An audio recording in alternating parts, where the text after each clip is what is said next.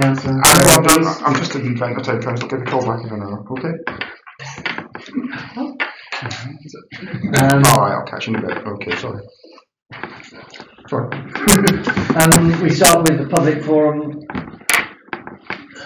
Any member of the public wish to say anything at this point?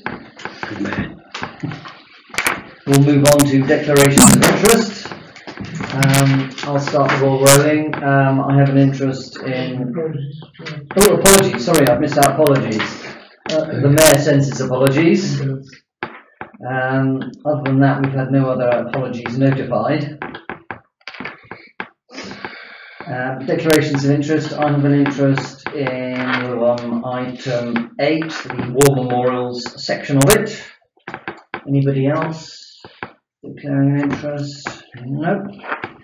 Minutes of the previous meetings.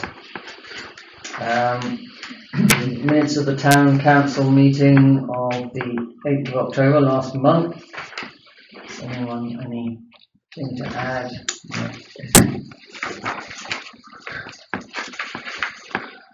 All those in favour of adopting these minutes? Unanimous. Do I need to sign somewhere? Do I need to sign something? No, because you have to do it. Draft on. Okay. And for information, there are minutes of the last planning committee meeting as well. And moving on to item 4, the finance report. I'll hand over to the clerk. Thanks, Chair. Yes, the balance of Town Council's funds at 31st of October, £276,033. The reconciliation to that date has been completed with the usual good work from Alison and Morgan. Payments during October, we paid out a total of 42,647 during that month, with 3,385 being through Salisbury Gardens account. Full list is there as usual for information and comment, and just asked that we be fully funded by the Arts Council for England grant.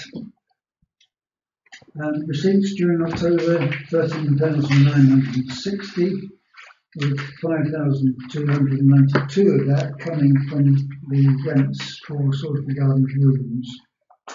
And again noted that the receipts include the repayment of £1,348 for the VAT refund for the second quarter of the year.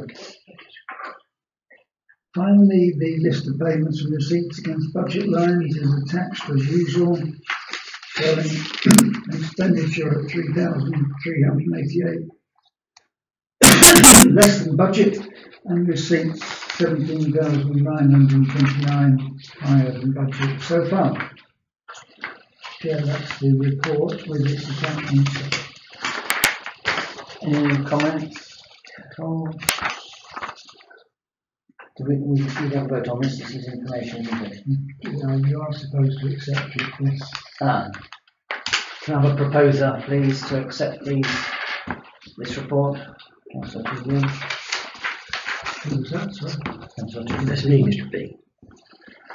Seconder? Councillor Tisdale. All those in favour?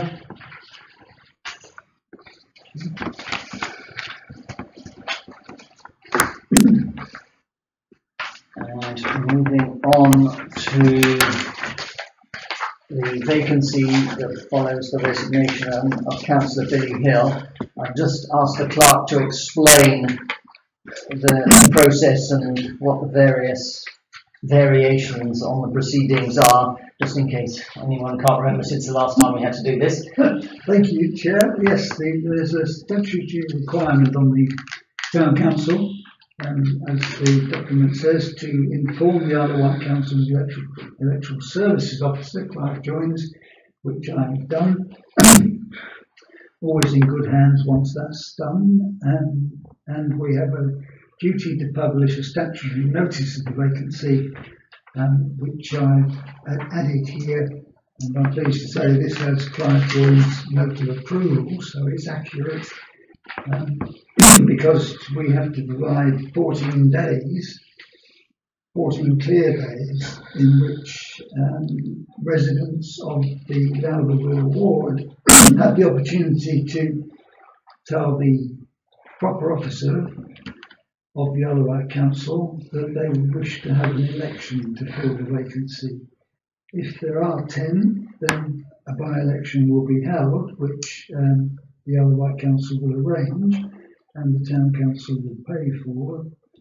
If there isn't a total of 12, then we will go to the process we have for co-option. So we will know by the 3rd of December, in time for the next Town Council meeting, whether that applies or not.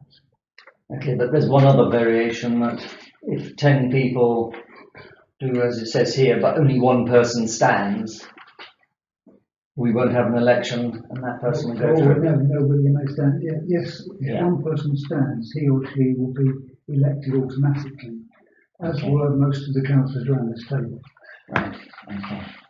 But there is a issue with our certification as a... The Town Council in having an election, because the general power of competence requires, which this council currently qualifies for, requires that 2/3 of the council have either stood for or been through an election process. Okay. And at present, that's exactly what we have. So, if there were to be an election for this vacancy, because it was previously a co-opted arrangement, that would strengthen the case.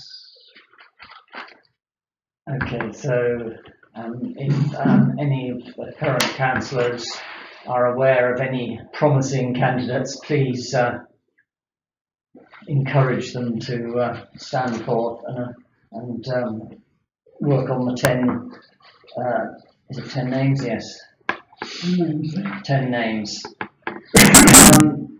Any questions on the process? What do it cost us if we go to election? Usually about £2,000. Really? Gosh. Yeah, Chair, I just wanted to say I think we were very lucky as a council to have someone that really is into enthusiasm. There's not many parish or town councils that have a 22-year-old with such an obvious commitment to the community. And personally, I was very sad and disappointed at the way things panned out with him. He spent quite a bit of time talking to me about how unhappy he was with the council. The one thing we haven't done, which I think we ought to do, is to minute our thanks for his service, because it wasn't done in correspondence. So I would propose that we do that. Right. Theresa May did it with Boris's brother, so if she can do it, we can do it. So are you telling us that Boris's brother is available? I just think when someone resigns, whatever the circumstances, it's courteous to thank them for the service they put in, and whatever you think of really, his heart was in the right place. And absolutely, and if a potential candidate was again someone young, that would also, I think, be worthwhile. That will just be formally minuted, won't it? It would be good to have a proposal and secondary. I propose, happily propose. I think I just did propose it. Yeah. Again, proposed and seconded, yeah. Councillor Bond and Councillor Geddes. All those in favour? Yes. It's like he died, isn't it? I hope not. Of your right to be according. I think that would be good, because the letter that went to him didn't actually cover that point. I think that should come, as it were, with the mayor's squiggle on it. Yeah. Okay, item 6, the Boundary Commission review. This is slightly complicated in that the first part of the recommendation is whether or not we agree to submit a response to the current consultation. So if you agree with the Boundary Commission's proposals, then you are not in favour of submitting a response. Is that clear to everybody? You can respond if you're in favour of it, if you wish. Okay, but we wouldn't have waited until hours before the midnight deadline, I don't think, if we wanted to just tell them that they've done a good job. So, first of all, I think we need to have a proposer to submit a response and a seconder, and then we'll vote on that, because if we don't wish to submit a response, then the other two aren't particularly relevant. So is there a proposer in favour of submitting a response? So I'll propose that we do submit a response. Okay, is there a seconder to that? Councillor Lucas. Thank you. Okay, all those in favour of submitting a response? That's unanimous. Okay, then the next part of this is the in-house locally grown proposal, led by Councillor Bond and Councillor Cockett. So can I ask one of you just to give a... Looking at single member divisions, there are only really two ways of doing it. One is to combine Ventnor with Bonchurch, in which case you have a ward of Wroxall, Lowtherville and St Lawrence. Yeah. And the other way is to combine Ventnor with St Lawrence, in which case you have a ward of Wroxall, Lowtherville and Bonchurch. And actually what we've got here from the working group and from the Isle of Wight Council are both options, so we've got the choice.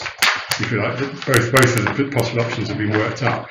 The working group looked at this one, and I think we looked at this particularly because it largely respects the existing parish ward boundaries or town council ward boundaries, because you have Wroxall, Lowtherville, St Lawrence, and you have Ventnor East, Ventnor West, and Bonchurch, and I think you can see the black line.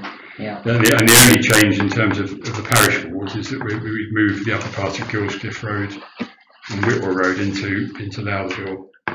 Otherwise, it is just the parish wards.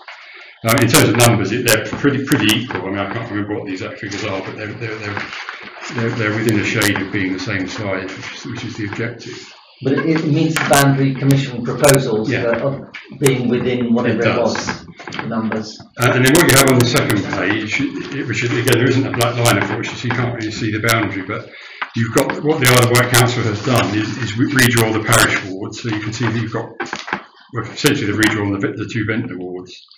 And then what the Isle of Wight Council is suggesting is you have one division made up of St Lawrence and Ventnor West.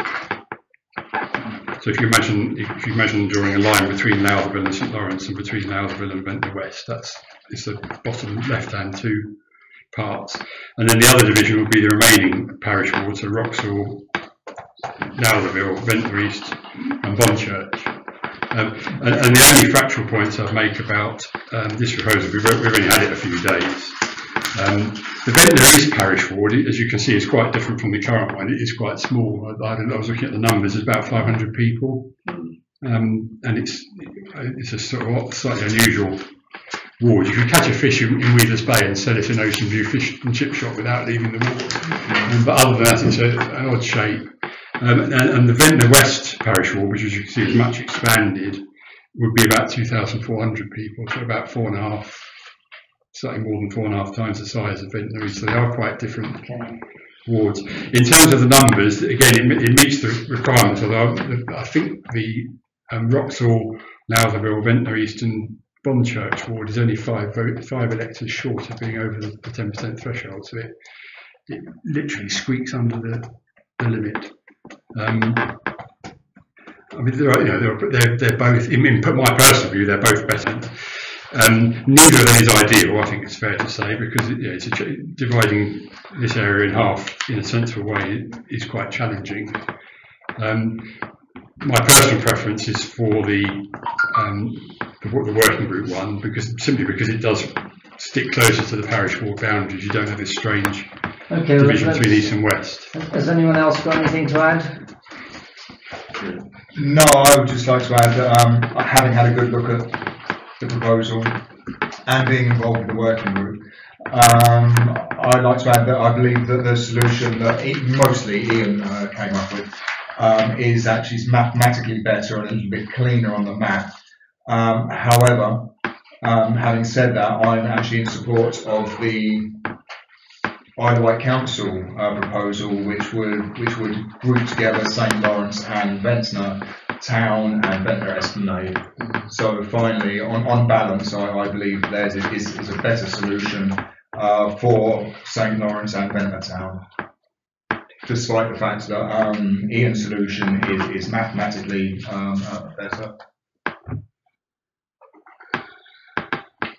But the ideal situation would have been not to have arrived with this. Well, yes. I think we can all agree that that would have been ideal. So it's a bit of a shame to have this foisted upon us. And sorry, yes, and as I think Ian has mentioned, some of the figures are a bit close to their limitations, and it only takes a relatively small population movement in the next few years, and we're completely out of sync again, and pending another review.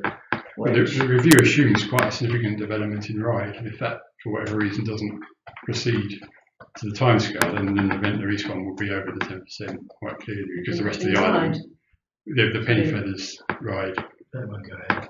Right, the figures assume that it will, is what They've I'm all saying. gone bankrupt, so that'll go ahead. Sorry, Councillor Dennis. I'd just like to say that Wroxall has an H in it, just in case this is published elsewhere. Yes. No, that's not our. No, that's That's the Boundary Commission. Oh, the Boundary Commission. There's no H in there. I've looked at two, but I didn't really have any objection to the Boundary Commission suggestion, but everybody seems to hate it, so if we're going to choose something else, then I would go with the Isle of Wight Council's suggestion, because the road links are better. Really, that is the reason. Mathematically it may not be so sound, but the road links are better. Louthall doesn't get split from Ventnor Town. St Lawrence and Ventnor East make quite a neat shape, and I think it's good enough. The only comment I would make is that I think that Wroxall would be better served by a larger ward with 2 councillors. I don't think either of these solutions is doing Wroxall any favours, but I don't know what representations Wroxall has made. Anyway, Isle of Wight Council gets my vote. Okay, shall we move to a decision? Can we do this either being in favour of one or the other, rather than having... Up to you, Chair. Oh, right, in which case then I'm quite happy. So, all those in favour, we'll do 2 first, of the proposal that was put forward by Councillors Bond and Councillor Crockett, and all those against that proposal. 4 against. This is for the Isle of Wight Council. No, we're going to vote separately. Oh, I beg your pardon, I beg your We're pardon. just choosing one, aren't we? Yes, but I think we've got to follow the sort of for and against each time, haven't we? Yeah, unfortunately. Were there any abstentions there, sorry? Yeah, I'm abstaining. 1 abstention in that one. So, all those in favour of the Isle of Wight Council's proposal? 4. And all those against the Isle of Wight? 3. And 1 abstention. So, in that case, we are supporting a response to the consultation, supporting the proposal by the Isle of Wight Council. I'll submit that before midnight. Right. I'm sure they'll be awake to receive it. They promised me they will. Flagpoles. If I can ask Councillor Tudor just to summarise quickly, or Councillor Lucas, why don't you summarise the situation with the flagpoles? Well, we have 2 flagpoles down outside the pumping station. Both are in a very poor condition. All of the mechanisms are all rusted up, and the Wight Council say that they can't afford to maintain them, and they would like to take them down unless we would like to take them over. Councillor Tudor and myself have looked at it, and they are in a very bad condition and are not economic to be restored. And so, on that basis, it would seem that we should follow the Isle of Wight Council's suggestion of allowing them to take them down, which is quite sad, really, because I think they add something to the Esplanade, But they would be quite costly to deal with. All right, that's my question. Have we got an approximate replacement cost? We haven't really. The problem was, sorry, I can't. Yeah, the problem I had, Brian myself looked at it.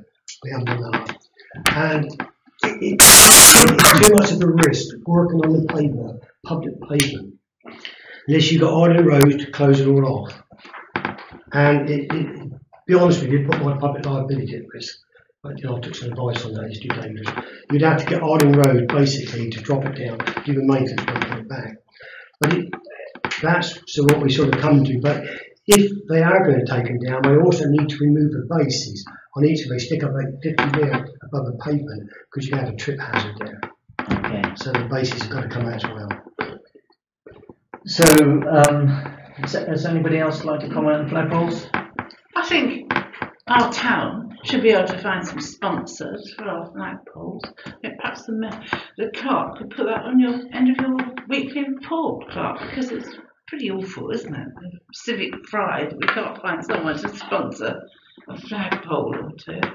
But I'm just thinking, if the flagpoles were... Is that they have a hinging mechanism to allow you to take the flagpole down, and it's all rusted up. They've used mild steel bolts instead of galvanised ones, and they're all rusted up. But yeah, I mean, they're not in any danger to anybody at the moment. They're just standing there without flags on. And so, if anybody has any other suggestions as to how we could sponsor the repair of them, we should use the time. The Isle of Wight Council are not in any urgent situation. But if we found a sponsor, they wouldn't want an existing unworking flagpole. They'd want a nice new shiny one, wouldn't they? Well, no, they could restore it. I mean, the flagpole itself is the most valuable thing. I mean, it just needs to be maintained and restored. I mean, I don't know what the value of it will be, but the roads want renewed, don't they? Just generally what's tidying up. But the biggest problem we've got really is we as a council is too risky for us to do it. Because you're not on the road, even for a small hole in the road. It's barriers, it's diversions. And for us to work on a public highway, or anywhere public, in the beach, highway, my personal opinion is much too risky. We're putting ourselves a lot of risk. Okay. Town council, which is not advisable, is it?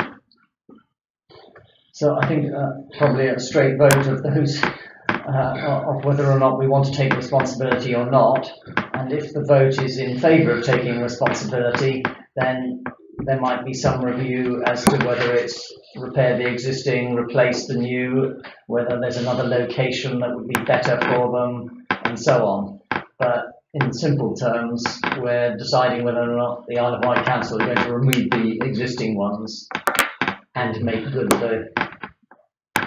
I think on balance it's too complicated to be taking responsibility for them. It's not straightforward. Yeah. Sad though it might be, I think we ought to allow them to take them down. Right. It does certainly seem like a shame. So I'll defer to your experience. You have a look at them, you'll see just what poor state they're in. Okay. So, if Councillor Lucas, you're proposing that? I'm proposing that we allow them to take them down. Seconded, but make sure the bases come out at the same time. It's most important. Yeah. And we've got a trip hazard there. So, basically, all those in favour of informing the Isle of Wight Council that we do not want to take responsibility over, and that they should. All those in favour? All those against? And one abstention.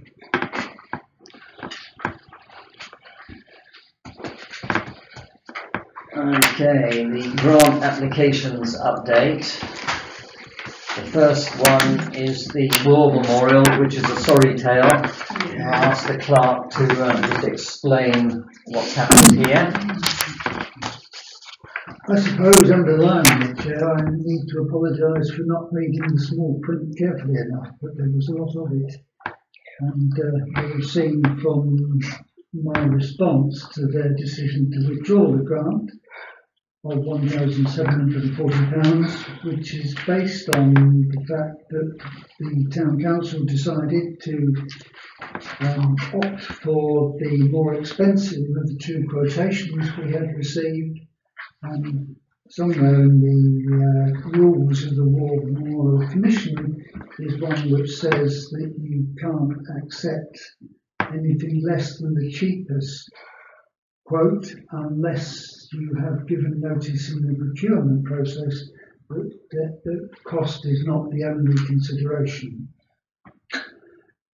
My response indicated that on the one hand, the difference in the two costs was being met by the Town Council and the British Legion with no additional demands on the trust fund because of our decision, and that I, wrongly as it turns out, had assumed that it was because we were commissioning the work, it would be our procurement process which applied and not anybody else's. And our procurement process specifically says that there is no requirement to accept the cheaper of the two quotations. However, that response to their withdrawal of the grant was refused by a director, and given the timescale, it was impossible to go to re-tender, and in any event, White Stonemasonry had commenced work by that time, so that's where we are at this time. But in the original discussion with them, the Commission was insisting on a like-for-like replacement. So I'm very cross because we, over the last 6 years, have accessed external funding totaling £391,000, and this is the first one that's slipped up. And as I say, I apologise for that. I obviously have, as I've declared an interest, have an emotional attachment in war memorials, having escaped having my name on one.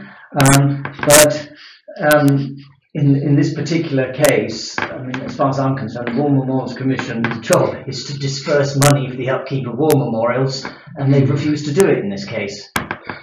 Sorry. Well, just want to ask on the actual procurement process, because I mean, no procurement process is obliged to pick the lowest cost bid, but a good procurement process should have some criteria that are agreed in advance that you actually assess the bid, so that if you don't pick the lowest, you can point to something and say, well, we didn't pick the lowest because we give a weighting to quality or whatever it was, and we thought this. And if you don't have that, then there's nothing to stop the people managing the process choosing the supplier they like or no. And the whole point of procurement is to stop people just putting contracts to people they like or no and do it on an objective basis. Well, we followed their original criteria of replacing like with like, so it's an exact. But on what basis did we not choose the lowest? Because it didn't look like the original. Also, didn't they struggle to get the slate? In the end, White Stonemasons got the exact slate. Yes. It was something to do with materials. So if we had that criteria, then is the fault that we didn't tell the tenderers that we were going to, that that's what we wanted? We're not required to do that if it's our procurement process, but the War Memorial Trusts are if it's their procurement process. Is there any point in going back on it? Is there any possibility of going back on it and arguing it, or has this ship sailed? I've attached my response to their refusal, and they've refused that. I don't think there is any nowhere to go further action to be taken. If you sent it to Prince Charles, I think he would do something about it. He would. We could say the War Memorials Commission represented a car bunker on the face of a well-known friend. I'm sure he'd. I can't quite see what their logic is really. So, the recommendation will therefore be that the Town Council commits further funding for the. In fact, the work is already completed now. For those of you that haven't seen it. Splendid job. Yeah, it's an excellent job, and I would say if a time traveller came back from 1950, they wouldn't notice anything had changed. So when we come to the vote, we need to agree the extra £1,740 funding. Or should we vote for these separately? Okay. I'm looking for a proposer to propose the additional funding. I'll propose that. Proposal and a seconder. All those in favour? That's unanimous. Thank you. Okay. David, can you pull these tables up a bit? It's that's what it is. It's it's better. Okay. Moving on to the Esplanade water fountain. Can I ask Councillor to explain this one? Well, good job you weren't at this meeting, Brian. I had a meeting before I went away on the Thursday with two people from the grant, who's going to offer a grant to War Memorial, not War Memorial, sorry, the fountain, and they wanted it put back exactly as it was when it was built, which it would be rendered useless. What they want me to do is get a quote for lowering the pavement, so all the steps are shown, renew all remainder of the steps, taking that forced concrete one down, which is put there for a good reason for short people. Yeah. Replace the taps with brass taps, which is legal. So, and then also put a railing around it so no one would slip down a little lower bit of pavement there.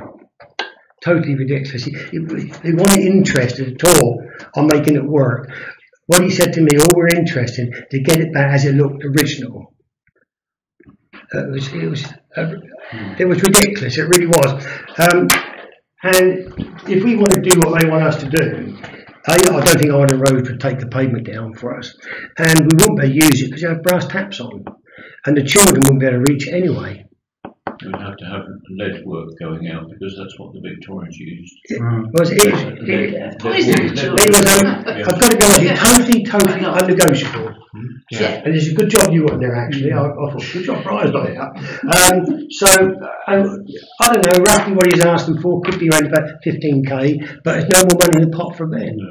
But that's the only way they would give us a grant to find a photograph which Morgan's done and to put it back as it was built. Yeah. But it'd be totally useless to use. It just looked pretty. Okay, the situation then, Jim, without a grant, I need to move forward to make it a practical thing on the seafront there.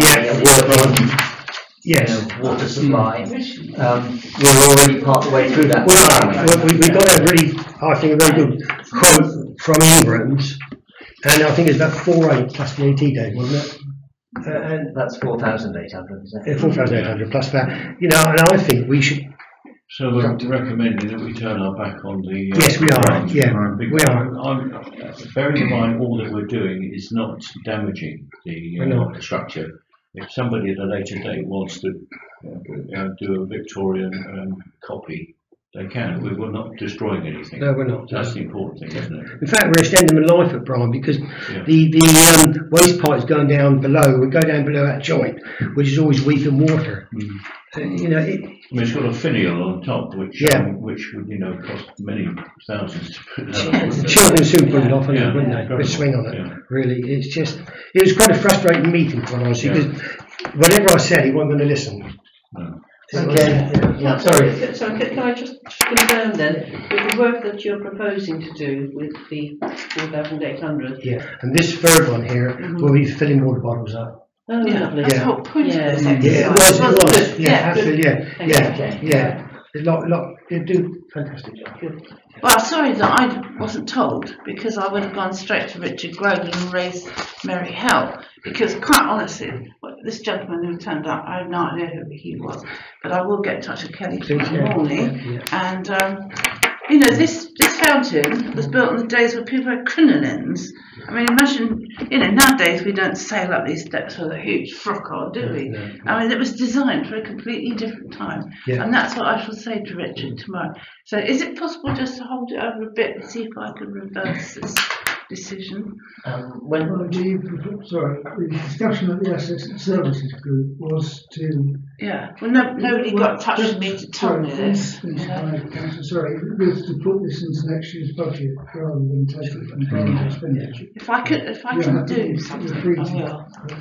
Yeah. Don't say what I said about I won't, but I will try and find out who this person Okay, was. so Because that is not the spirit of it's the not. Downs to the No, Sea it's not. funding. It just No, isn't, is it? He wants us to rebuild the pier as well. Of course! Yeah, he was and his colleague was just disgusted and just kept out of it. Well, what did she say? Okay, well, so in this particular case, we're waiting until the budget next year for the money to complete the work. Yeah, we are, aren't we? The current state of the fountain is Well, it's usable. it's usable. Yes, it is. It's Very much so, yes. workable and with clean fresh water. So Yeah. it's Okay, fine. Yeah. So in which case then we can leave that one to one side, the Esplanade water fountain. So that goes back to the assets and services group then. Now And on I to liaise with you. Thank you very much. onto butterflies. What's the situation with the butterflies? This is just to say that Newton, Natural England, yeah. Natural England have confirmed that the £1,000 maintenance for this year's work on the site is now available. There was some doubt about that, but they've now confirmed it. I've informed Andrew Butler of that, and arrangements are being made to do the work as we speak. Okay, what work is planned? Do we have? I'm not sure. I thought everything was done, had been done so far. They completed the original spec for the works, Yeah. but Andy says there's a need to do clearing out and cleaning the cliff bit Yeah. of it. But part of this, for anybody who doesn't know, part of this was scraping part of the cliff to improve the habitat for Glanville fritillary larvae. And of course the stuff grows back, so probably another scrape is due. So a few hours of a JCB. Okay, so again that one, but again the assets and services group have oversight on that one, have they? Yeah. Andy Butler. Right. I'd just like to say a thank you, a formal thank you to Andy Butler for actually getting this, keeping it together, having the idea, putting it in, and also to the town clerk for backing him and looking after all the finances. and for putting up with the Natural England Natural project England. officers. Who have been slow like treacle, very frustrating. Okay, I think that concludes that particular one. Moving on to the town council meeting dates for next year. Any comments there?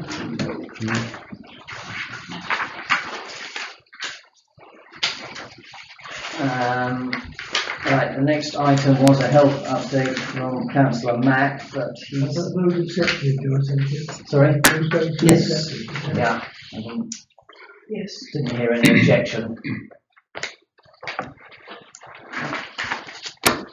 Are we holding the health update over Yes. to the next meeting?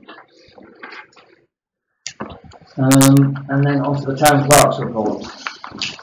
The usual collection of bits and pieces of things which have gone on, and the first aid hut lease, which was approved at the last town council meeting, was subject to final amendments, which the Assets and Services Working Group approved, and that's now been signed, and we are now proud owners of the first aid hut, or proud managers of the first aid hut, for 10 years from today. So that's good. Ventnor organisers have specifically asked me to pass on to the town council their appreciation of the contribution to its costs and the free car parking on the Saturday and Sunday of the event, which the Assets and Services Working Group approved at the last meeting. The Assets Group and Services Group has also accepted a quotation for the redecoration of the green room areas.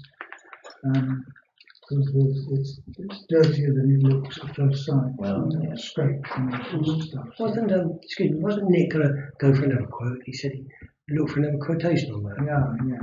Has he done that? No. Yes, that's in hand. Okay. Yeah. Thank you. I prevent the Community Association, another enjoyable stick-up architects working meeting. They really are good to go to, and the tea and biscuits are the best I ever get anywhere. Visiting students came a day earlier than expected, so Nick stood in. The latest meeting in South White Parish's Health and Wellbeing Forum went well too, and they continue to go successfully. And the working groups have met as usual on the dates. Given that, that's it, Chair, for the Okay, the next item on the agenda is excluding the public and press. Again, we decided to throw Gary out.